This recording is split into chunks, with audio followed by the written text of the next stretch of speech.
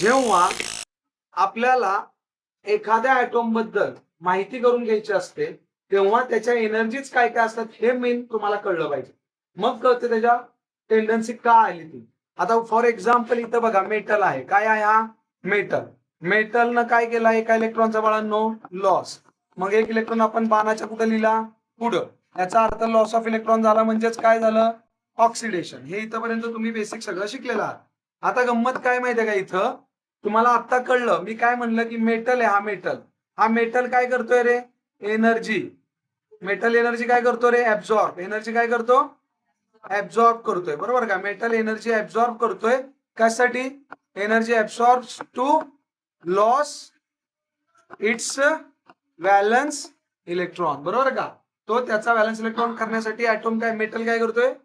Energy absorb करतोय. मग मला सांगा याच एनर्जीला आपण काय म्हणलंय? Ionisation energy. काय म्हणलंय यालाच? Ionization energy. ऍब्सॉर्ब होते. ऍब्सॉर्ब केल्याशिवाय म्हणजे त्याच्यात एनर्जी असल्याशिवाय तो लॉस करेल का? त्याकडे ताकद तर पाहिजे, पॉवर तर पाहिजे तेवढी. त्यालाच आपण आयोनायझेशन एनर्जी म्हटलंय. ही आयोनायझेशन एनर्जी मिनिमम पाहिजे. कशी पाहिजे बाळांनो? मिनिमम. आलं का लक्षात? Yes or no? हे आता तुम्हाला फिक्स डोक्यात आलं. पहिला हॅशटॅग तुमच्या लक्षात आलाय की कुठलाही मेटल जेव्हा इलेक्ट्रॉनचा लॉस करतो तेव्हा तो इलेक्ट्रॉन आपण बाणाच्या टोकाच्या पुढे लिहितो आणि बाणाच्या टोकाच्या पुढे लिहिलेल्या इलेक्ट्रॉनला मिनिमम एनर्जी आयोनायझेशन एनर्जी लागते. आयोनायझेशन एनर्जी कोणाला म्हणायचे किंवा आयोनायझेशन एन्थाल्पी कोणाला म्हणायचं बाळांनो? मेटलकडे अशी एनर्जी ऍब्सॉर्ब केलेली असते जी एनर्जी दिली की इलेक्ट्रॉन काय होतो? लॉस. कळलं का? Absorb energy. कळलं का? म्हणजे ती अमाऊंट ऑफ एनर्जी जी आहे ऍब्सॉर्ब होते. अमाऊंट ऑफ एनर्जी काय होते? ऍब्सॉर्ब होते. तेव्हा इलेक्ट्रॉन काय होतो? लॉस. कळलं का? Yes or no? आता मला एक सांगा बाळांनो, ही झाली मेटलची सवय. आयोनायझेशन एन्थाल्पी किंवा आयोनायझेशन एनर्जी. बरोबर आहे का? आता आपण बघूयात कुठली केस? Non metal. कुणाच्या केसमध्ये बघूयात आपण आता? Non metal. आता नॉन मेटलच्या केसमध्ये जर बघायचं म्हटलं बाळांनो, नॉन मेटलच्या केसमध्ये तर बघा बरं नॉन मेटलच्या केसमध्ये काय होईल? बघा आता नॉन मेटल एक इलेक्ट्रॉनचा गेन करतो. लक्ष पाहिजे. बाणाचं टोक पुढे आले. आता इलेक्ट्रॉन बाणाच्या मागे आला का पुढे आला रे? मागे आला. तेव्हा हा नॉन मेटल एक निगेटिव्ह चार्ज एक्वायर करतो. म्हणजे ही झाली तुमची कुठली रिडक्शन रिएक्शन. कुठली रिएक्शन झाली? Reduction reaction. आणि किती सोपी आयडिया सांगितले? बाणाच्या पुढे इलेक्ट्रॉन आला की ऑक्सिडेशन आणि बाणाच्या मागे इलेक्ट्रॉन आला की रिडक्शन. आलं लक्षात? पण आता इथं बघा गंमत काय सांगतो तुम्हाला. इथं काय गंमत आहे? लक्ष द्या. गंमत काय बघा. आता सिम्पली बघा लय भारी. हा मेटल तुमचा कुठल्या स्टेट मध्ये पाहिजे? गॅस. बरोबर का? तर हा मेटल प्लस आयन जो तयार झालाय हा सुद्धा कशात तयार झालाय? गॅस. म्हणजे आयोनायझेशन एनर्जी सुद्धा कशी आहे? गॅस मधलीच आहे. कळलं का? हे लय महत्वाचं कारण पुढं आपल्याला वेगळा पॉईंट येणार आहे. हा पॉईंट कळला पाहिजे आत्ताच तर पुढचा पॉईंट कळणार आहे. आता याच्यात पुढे जाऊन जर आपण बघितलं बाळांनो तर साधी गोष्ट आहे. नॉन मेटल सुद्धा कसा आहे तुमचा? गॅस. मग हा पण नॉन मेटलचा आयन जो तयार झालाय निगेटिव्ह आयन तो कशात गेलाय? गॅसमध्ये. पण याला इलेक्ट्रॉन गेन करायला लागलाय. म्हणजे फॉर एक्झाम्पल मला इथं सांगा एखादी अशी विहीर आहे. हे विहिरीत पाणी आहे आणि वरनं तुम्ही आहे ना विहिरीत दगड फेकला तर दगड इथं पडल्यानंतर पाणी साईडला उडतं का नाही उडत रे बाळांनो? अरे उडतं का नाही उडत? म्हणजेच तोच कॉन्सेप्ट इथं लावायचा. जेव्हा एक इलेक्ट्रॉन आतमध्ये नॉन मेटल घेतो स्वतःकडे म्हणजे विहिरीत दगड आतमध्ये येतो तेव्हा दगड आतमध्ये पडला की पाणी बाहेर पडतं की नाही? सेम तसंच नॉन मेटलने इलेक्ट्रॉन आतमध्ये घेतला की एनर्जी रिलीज होते. एनर्जी काय होते? रिलीज. म्हणजे Wien gaseous non metal gains valence electron from any gaseous metal. म्हणजे कुठल्याही गॅसियस मेटल कडून तो काय करतो? Wien gaseous non metal gains valence electron. अर्थ कळतोय ना? म्हणजे नॉन मेटल व्हॅलन्स इलेक्ट्रॉन काय करतो? गेन करतो. कुणाकडून? From any gaseous metal. म्हणजे गॅसियस मेटल इलेक्ट्रॉन देतोय, म्हणजे गॅसियस मेटलला पाहिजे आयोनायझेशन एनर्जी, बरोबर का? आणि तो दिलेला इलेक्ट्रॉन म्हणजेच लॉस केलेला इलेक्ट्रॉन नॉन मेटल काय करतोय? घेतोय. नॉन मेटल काय करतोय? घेतोय from the gaseous metal. From the gaseous metal. कळलं का? From the gaseous metal. मग बघा, gaseous non metal gains valence electron from the gaseous metal that time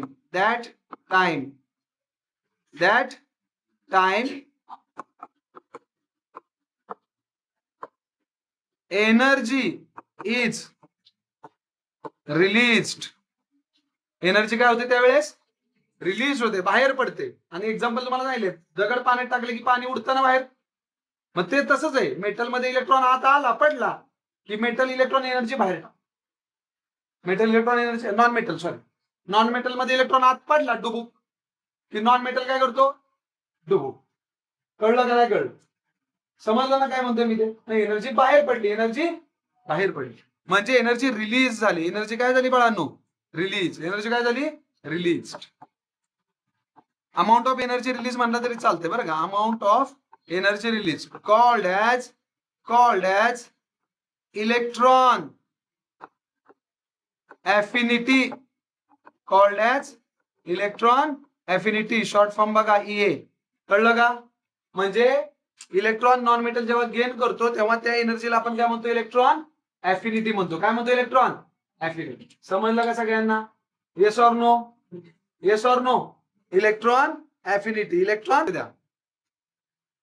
जेवढी जास्त अमाऊंट ऑफ एनर्जी रिलीज होईल तेवढा हा नॉन मेटल जास्त स्टेबल होतो.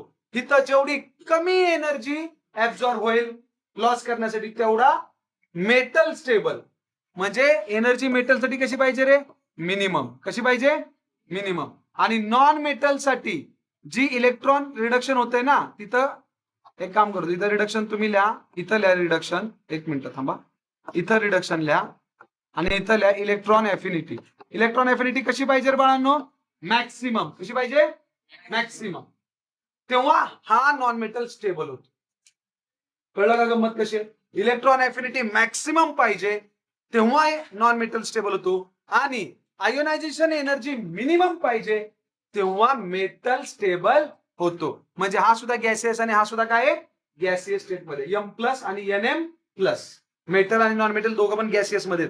पण लक्षात ठेवायचं, जेवढं इलेक्ट्रॉन एफिनिटी जास्त, जेवढी इलेक्ट्रॉन एफिनिटी जास्त तेवढी स्टेबिलिटी जास्त. जास्त फसायचं नाही. इथं काय चाललंय? नॉन मेटलचा किस्सा. नॉन मेटल एनर्जी जेवढी इलेक्ट्रॉन एफिनिटी जेवढी जास्त एनर्जी बाहेर फेकेल ना, जेवढी जास्त एनर्जी बाहेर फेकेल ना तेवढी त्याची स्टेबिलिटी जास्त होईल. कळलं का? कळलं का? मेटल साठी एनर्जी कशी? Ionization energy minimum. आणि नॉन मेटल साठी इलेक्ट्रॉन एफिनिटी कशी आहे? मॅक्सिमम. कळलं का सगळ्यांना? येस. चलो राईट डाऊन. ऑनलाईन बघणाऱ्यांनी स्क्रीनशॉट घ्या. लक्ष द्या रे. आपल्याला इकडे लक्ष द्या. मेटल प्लस मध्ये गेला M+ आयन, आणि नॉन मेटल मायनस मध्ये गेला. तर इकडे लक्ष द्या काय होणार आहे बघा. आता मी स्विच करतो जरा पेज. आता इथं बघा, मेटल प्लस कशात रे बाळांनो? गॅस मध्ये. कशात आहे? गॅस मध्ये. प्लस नॉन मेटल कशात आहे रे? मायनस वाला गॅस मध्येच आहे. बरोबर आहे का? मेटल प्लस मध्ये आहे, नॉन मेटल गॅस मध्ये. आणि तुम्हाला मी शिकवलंय, जरी ह्याचा 288 सोडियम, आठवलं का? आठवलं का? प्लस प्लस क्लोरीन 288, आठवलं का? अरे आठवलं का? म्हणजे हा झाला मेटल आणि हा झाला नॉन मेटल. बरोबर आहे का? Yes or no? तर इथं जो कंपाऊंड तयार होणार आहे आयोनिक बॉन्ड तयार होतो. काय तयार होतो इथं? Ionic bond.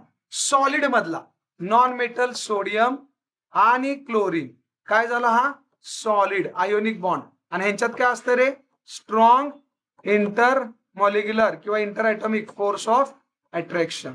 कसं असतं रे फोर्स ऑफ अट्रॅक्शन? स्ट्रॉंग. कसं असतं फोर्स ऑफ अट्रॅक्शन? स्ट्रॉंग. कळलं का? कळलं का? मग हे स्ट्रॉंग आहे अट्रॅक्शन यार. म्हणजे आयोनिक बॉन्ड आहे, चारी बाजूने घेरतो म्हणले ना तुम्हाला. सोडियमला 6 क्लोरीन घेतात आणि क्लोरीनला 6 सोडियम घेतात, आणि मग 3D टाईपचं सॉलिड स्ट्रक्चर तयार होतं, नेटवर्क तयार होतं तिथं स्ट्रॉंग. आणि तो कितीतरी पटीने स्ट्रॉंग बॉन्ड असतो कोव्हॅलंट पेक्षा. कोव्हॅलंट बॉन्ड हा फक्त शेअरिंग म्हणून होतो नुसतं, आणि तो डायरेक्शनल आहे, ज्या बाजूने शेअरिंग होईल तिथंच बॉन्ड होणार. कळलं का? पण हा नॉन डायरेक्शनल आहे, चारी बाजूने बॉन्ड आहे. बॉन्ड म्हणता येणार नाही त्याला, फोर्स ऑफ अट्रॅक्शन आहे. कळलं का? मग गंमत काय बाळांनो, इथं काय झालं सांगतो तुम्हाला, इकडे बघा. इथं 1 मोल तयार झाला का नाही, इथं 1 मोल ऑफ NaCl. कशाचा रे? सॉलिडचा. झाला का तयार? पण त्यासाठी काय झालं रे, 1 मोल ऑफ गॅसियस Na+ आणि 1 mole of Cl- Na+, sorry Cl- gaseous एकत्र आले ना, आणि मग इथं स्टेबल झाले. जरी इथं ऑक्टेट स्टेबल आहे, जरी इथं ऑक्टेट दोघांचं स्टेबल आहे, तरी सुद्धा ते गॅसियस स्टेटमध्ये असल्यामुळे स्टेबल आहेत का? नाही, आयन आहेत ते. मग जेव्हा ते सॉलिड मध्ये जातील तेव्हाच ते काय असणार? स्टेबल. मग इथं इथं दोघांना एकत्र येत आहेत, दोघं एकत्र येतात का नाही? इथं बघा की सोडियम आणि क्लोरीन हे दोघं काय होत आहेत? एकत्र येत आहेत. बरोबर आहे का? दोघं एकत्र येतात. ह्याचा अर्थ काय झाला? दोघं एकत्र येतात याचा अर्थ काय झाला? दोघं एकत्र येतात तेव्हा एनर्जी काय होणार? बाहेर पडणार. कळलं का? जेव्हा दोघं एकत्र येतात, दोघं म्हणजे कोण? Positive and negative. तेव्हा तेव्हा एनर्जी काय होत असते? परत रिलीज. काय होत असते? रिलीज. कॉल्ड ॲज, लय महत्वाचं आहे, called as lattice enthalpy. Lattice enthalpy किंवा एन्थाल्पीला ऑब्लिक काय म्हणता तुम्ही नेहमी? एनर्जी. Lattice energy. कळलं का काय आता? म्हणजे formation of 1 mole of NaCl, 1 mole of NaCl व 1 मोल NaClचा तयार करण्यासाठी जेव्हा 2 गॅसियस मेटल आणि नॉन मेटल एकत्र येतात आणि एनर्जी रिलीज होते, त्याला आपण काय म्हणतो? Lattice energy. जेवढी जास्त एनर्जी रिलीज होईल, जेवढी जास्त लॅटाईस एनर्जी जेवढी मॅक्सिमम असेल, तेवढा हा बॉन्ड स्ट्रॉंग होणार, एकदम घट्ट धरून ठेवणार, तेवढा खतरनाक स्ट्रॉंग, तेवढा आयनिक बॉन्ड स्ट्रॉंग. कळलं का? जेवढी जास्त. आता तुम्ही मला सांगा, जर रिव्हर्स यायचंय तुम्हाला, 1 मोल ऑफ NaCl ह्याच्यात आयोनिक बॉन्ड आहे ना मध्ये, अट्रॅक्शन आहे ना, फोर्स ऑफ अट्रॅक्शन स्ट्रॉंग आहे ना ते. 1 mole of ionic, 1 mole of NaCl, amount of energy required to break the 1 mole of NaCl ionic bond. म्हणजे जेवढी एनर्जी बाहेर पडली का नाही, रिलीज झालेली, तेवढीच एनर्जी आत द्यावी लागणार आहे. परत ह्याला तोडून जर परत Na+ वेगळा Cl- वेगळा करायचा असेल तर. समजलं का नाही समजलं? बघा की Na+ ला Cl- एकत्र आणले गॅसियस ॲटमला आपण. एकत्र आणताना जेवढी एनर्जी रिलीज झाली, जेवढी एनर्जी रिलीज झाली तेवढीच एनर्जी परत ह्याला द्यावी लागणार, तेव्हा हा बॉन्ड तुटणार आहे. कळलं का? आणि मग तेव्हा Na+ आणि Cl- आयन गॅसचा वेगळा होणार आहे. क्लिअर? समजलं का? मग त्या एनर्जीला आपण लॅटाईस एनर्जी म्हणतो. म्हणजे कधी पण लक्षात ठेवा, लॅटाईस एनर्जी. आता मला सांगा, लॅटाईस एनर्जी रिलीज होते का ऍब्सॉर्ब होते? बघा आता लॅटाईस एनर्जी, चला आता तिघांचं पण सांगा. हा बघा, लॅटाईस एनर्जी कशी असते रे? निगेटिव्ह. रिलीज होते ना. चला, इलेक्ट्रॉन अफिनिटी कशी असते रे? निगेटिव्ह. आयोनायझेशन एन्थाल्पी कशी असते रे? पॉझिटिव्ह. कळलं का सगळ्यांना?